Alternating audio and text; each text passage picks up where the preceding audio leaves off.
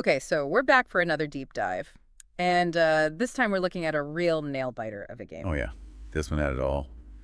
The tension, the drama, the individual brilliance, and a result that really shook things up in the IPL table. We're talking about the Rajasthan Royals versus Kolkata Knight Riders clash in Guwahati, right? That's the one. A game that had so much riding on it for both sides after they both stumbled in their opening matches. Yeah, we're going to be digging into all the key moments and tactical decisions using some social media posts, video clips, and match reports. So strap yourselves in, folks, Yeah, because this was a game you didn't want to blink during. absolutely. Every over felt like you could swing the match one way or the other. And it was fascinating to see how the two teams approached the challenge with contrasting styles. Well, let's rewind back to that electric atmosphere in the Barsapara Cricket Stadium. Imagine this.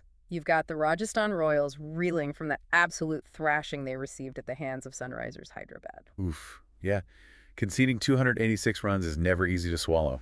Even if you do manage to score 242 yourself, that kind of loss can really dent your confidence. And on the other side, you've got the Kolkata Knight Riders, the defending champions. And they were coming off a pretty surprising defeat to Royal Challengers Bengaluru. Yeah, that batting collapse they had to 174 was a real shocker. Nobody expected that from a team with so much firepower. So both teams were desperate to get their campaigns back on track, which made the atmosphere in Guwahati even more intense. Oh, absolutely. Yeah. The fans in Guwahati are known for their passion, Mhm. and they were ready to witness a cracker of a contest. And the Barsapara Cricket Stadium, it's got a reputation for being a batsman's paradise. Oh, yeah. We've seen some massive scores there over the years. Remember that insane T20 international between India and South Africa where both teams went over 220? Oh, yeah. That was a run fest for the ages. And even in the IPL, we've seen plenty of scores in the 190s at that ground. So everyone was expecting another high-scoring thriller. But there was a twist. A twist. When you looked up at the sky, you saw these ominous clouds hovering above the stadium. Oh, yeah. So it wasn't going to be just another day out for the batsmen. Nope. The overcast conditions meant that swing and spin were going to play a big role. Which made the toss absolutely crucial. And Ajinkya Rahane, the KKR captain, he won the toss. And to everyone's surprise, he chose to bowl first. Really? You'd think on a ground like Guwahati you'd want to bat first and put up a big total. Exactly. But Rahane clearly had a plan. He probably assessed the pitch and the conditions and decided that his bowling attack was better suited to exploit the situation. Especially with Varun Chakravarthi and Moeen Ali in the spin department. Oh yeah, Moeen was making his debut for KKR after coming in for Sunil Narine, who was apparently unwell, and he was ready to make an impact. And you can never underestimate the X factor that Andre Russell brings with his pace. Definitely. So KKR had a clear strategy, restrict the Royals with their bowling attack. Well, the Royals, their plan was pretty straightforward. Go out there and smash the ball as hard as they can. It was a classic clash of styles, strategic bowling versus explosive batting. And the Royals' innings got off to a blistering start.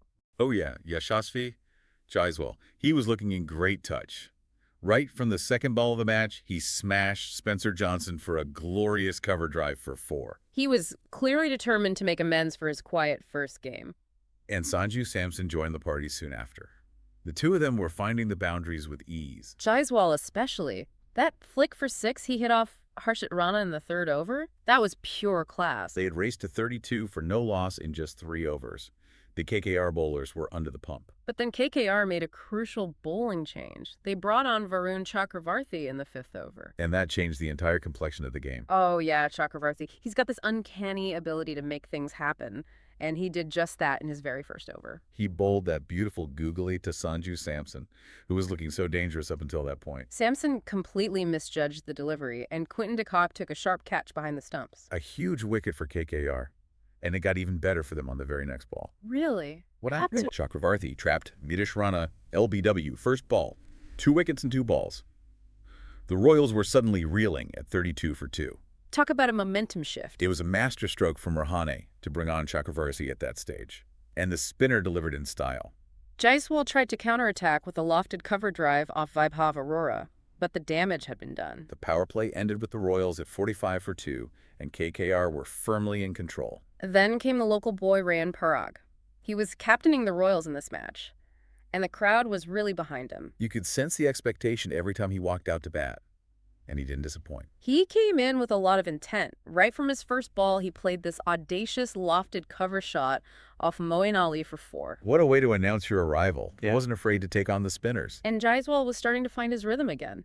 He hit Chakravarthi for a 6-over mid-wicket in the 9th over. They were starting to build a dangerous partnership. The score had moved to 69 for 2. But just when it looked like the Royals were getting back on track, Moeen Ali produced a moment of magic. It was the 10th over of the innings, and Moeen bowled this absolute peach of a delivery. I remember seeing it. It was flighted beautifully, and it turned sharply. Jaiswal went for a big shot, but he completely mistimed it.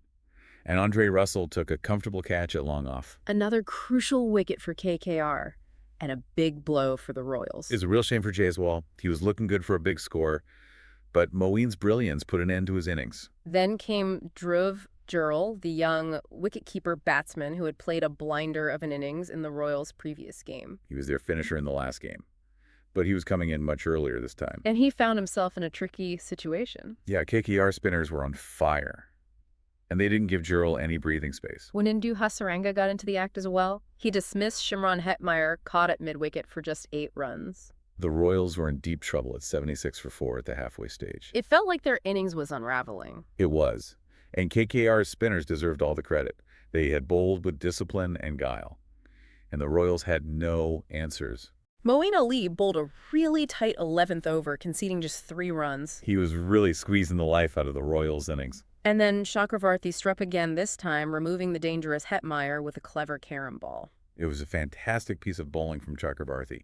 He had completely outfoxed Hetmeyer with his variations.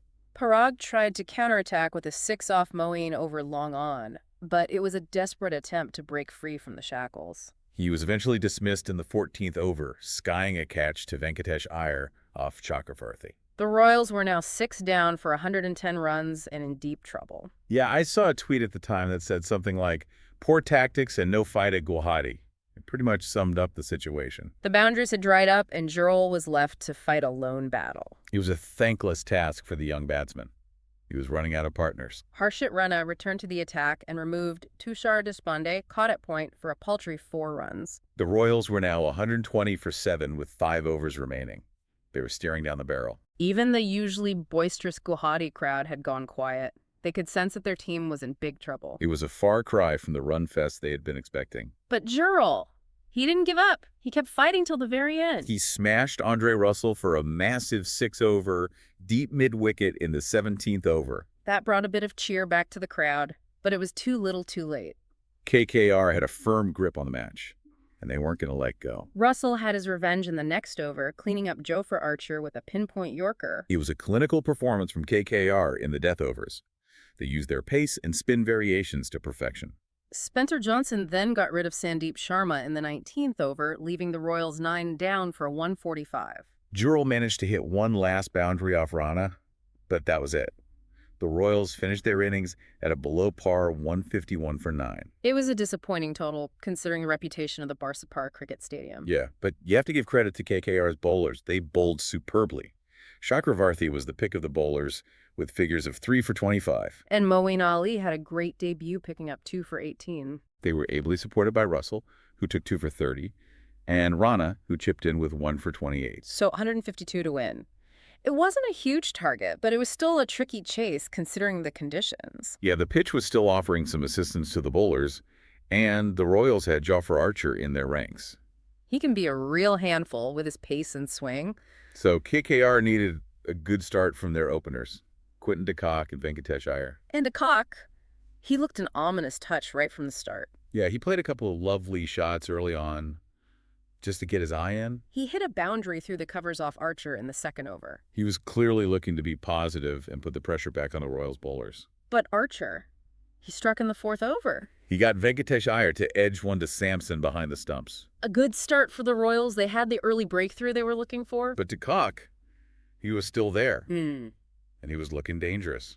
Ajinkya Rahane came in at number 3. He's a very experienced batsman. He's known for his calmness and composure under pressure. And he was the perfect foil for de Kock, who was starting to unleash some big shots. De Kock hit Sandeep Sharma for a beautiful 6-over square leg in the 5th over. That brought up the 50 partnership between the two. They had taken KKR to 42 for 1 at the end of the power play. The required run rate was hovering around 7.5. So a very good start for KKR. They were well on course. And Dick Kock, he was looking like he was in the mood for a big one. The Royals brought on Wanindu Hasaranga in the 7th over, hoping to break the partnership. But De Kock was ready for him. He hit a lofted 4 off a full toss from Hasaranga. He was timing the ball beautifully. But Hasaranga, he had the last laugh. Oh, yeah. What happened? He trapped Rahane LBW with a sharp leg break in the 8th over. That was a big wicket for the Royals. Rahane was starting to look set. It was a crucial moment in the chase. The score was now 61 for 2, and the match was in the balance. Ankush Raghuvanshi came in at number 4. He's a talented young batsman, but he was under pressure to deliver. Yeah, he needed to support De Kock, who is now the key man for KKR. And Dick Kock, he rose to the occasion. He knew that he had to accelerate the scoring rate, and he did just that. He started to take on the Royals bowlers, hitting them to all parts of the ground. He was particularly severe on Mahesh Theekshana, hitting him for a massive 6 over long on in the 9th over. The momentum was now firmly with KKR. I saw a graphic on TV at that stage that showed KKR were 61 for 1 after 9 overs, needing 91 runs off 66 balls. So they were in a very strong position. And De Kock, he was batting on 40 off just 29 balls. He was the difference between the two sides. Absolutely, he was playing a captain's innings. The 11th over of the chase proved to be the turning point. De Kock took on Hasaranga again this time, reverse sweeping him for a boundary. It was an audacious shot, and it came off perfectly. He then followed it up with an even bigger shot, hitting Tushar Deshpande for a huge 6 over fine leg. That brought up the 100 for KKR, and it was all De Kock. He was unstoppable. Raghuvanshi also played his part, hitting a couple boundaries himself. By the 13th over, KKR were cruising at 95 for 2. The Royals were running out of ideas. They brought Archer back into the attack, hoping that he could produce some magic. But De Kock was in no mood to let Archer dictate terms. He pulled a short ball from Archer for a boundary. And then he hit him for another towering 6 over long on. It was a brutal assault on the Royals' premier fast bowler. De Kock was playing with supreme confidence. The 14th over went for 16 runs, and KKR were now 115 for 2, needing just 37 runs off 36 balls. The game was as good as over. De Kock was batting on 97 off just 54 balls. He was on the verge of a well-deserved century. And he was determined to finish the match in style. He didn't have to wait long. With 17 runs needed off the last 3 overs, Archer came back to bowl the 18th. It was the last throw of the dice from the Royals, but De Kock was in no mood to be denied. He hit Archer for another boundary, this time pulling a short ball to the fence. And then he sealed the deal with another massive 6 over long on. It was a fitting end to a brilliant innings. De Kock finished unbeaten on 97 off just 54 balls. He had hit 8 fours and 5 sixes. He was rightly adjudged the player of the match. KKR won the match by 8 wickets with 15 balls to spare. It was a comprehensive victory for the defending champions. They had bounced back from their opening defeat in style. So let's take a look at some of the key moments that shaped this match. Okay, sounds good. I think the turning point in the Royals' innings was that double strike by Chakravarthi in the 5th over. Absolutely. Getting rid of Samson and Rana in quick succession was a game changer. It shifted the momentum completely in KKR's favor. And Moeen Ali's dismissal of Jaiswal in the 10th over was another crucial moment. Yeah, that broke a dangerous partnership and put the Royals on the back foot. And then Parag's dismissal in the 14th over, that really ended their hopes of posting a competitive total. He was trying to accelerate the scoring rate, but he fell to Chakravarthi's guile. For KKR, I think the most decisive moment was De Kock's assault on Archer in the 14th over of the chase. Yeah, those 2 sixes he hit off Archer completely demoralized the Royals, and it turned a potentially tight chase into a comfortable one. And the finishing blow in the 18th over was just icing on the cake. De Kock was in a different class altogether.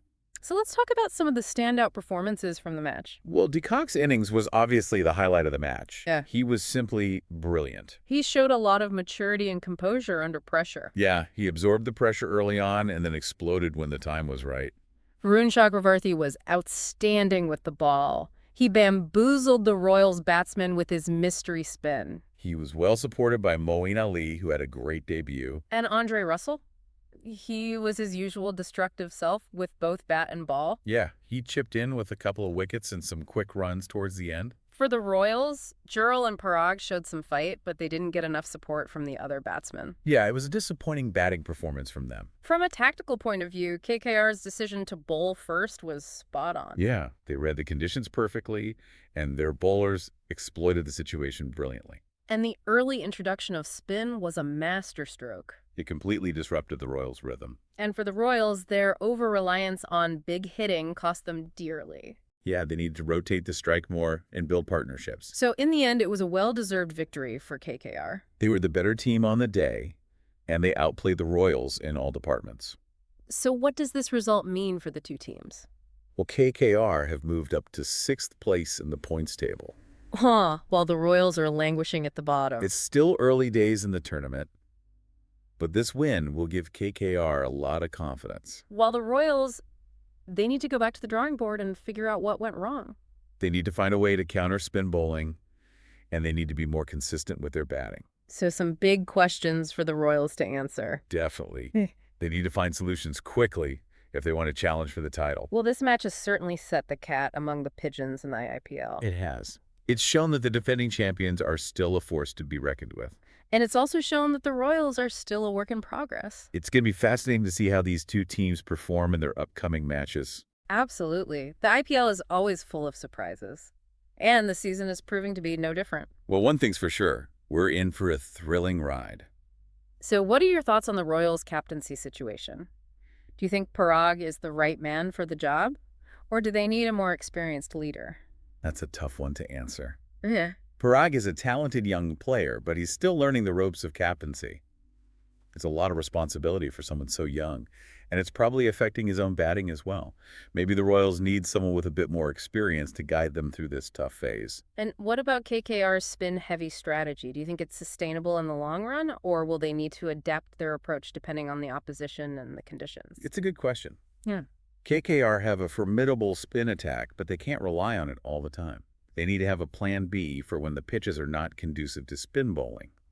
And they also need to be wary of teams figuring out their spinners and devising counter strategies. So plenty to ponder for both teams as the tournament progresses. Absolutely. Yeah. This IPL season is shaping up to be one of the most unpredictable and exciting in recent memory. And I, for one, can't wait to see what unfolds next. Me neither.